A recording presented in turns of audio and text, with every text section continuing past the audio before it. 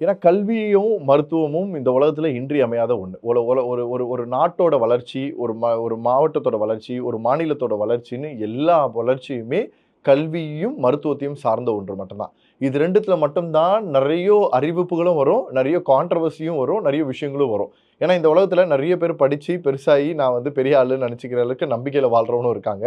ஒரு சில பேர் வந்து பாதி படிச்சு அப்படியே தெரிஞ்சத பேசிட்டு போறவங்களும் இருக்காங்க. ஒரு சில பேர் சும்மா 4 பேர் பேசுறத காதுல கேட்டுட்டு பேசுறவங்களும் இருக்காங்க.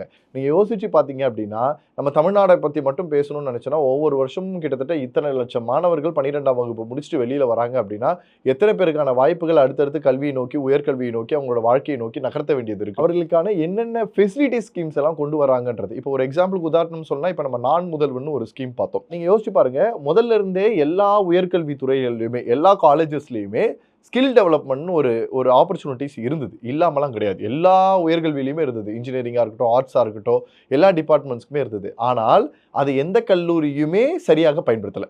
அவங்களுக்கு வச்சுக்கல. யார் யாரெல்லாம் நம்ம பெரிய கல்லூரியாக பேசுறோம் தெரியுமா? லட்சக்கணக்கில டொனேஷன் குடுத்து, நல்ல டாப் லெவல்ல செட்டில் ஆயிருக்காங்கன்னு சொல்லக்கூடிய கல்லூரிகள்ல சொல்லலாம். இப்ப ஃபார் எக்ஸாம்பிள் விஐடி மாரியான, எஸ்ஆர்எம் மாரியான மிகப்பெரிய கல்வி நிறுவனங்கள்லாம் இதுல ரொம்ப ஃபோக்கஸ்டா இருந்தாங்க. அதனால தான் அந்த பசங்களுக்கான வேலைவாய்ப்பு ரொம்ப நல்லா கிடைச்சது. லைஃபோட ஃபியூச்சர் ரொம்ப நல்லா இருந்தது.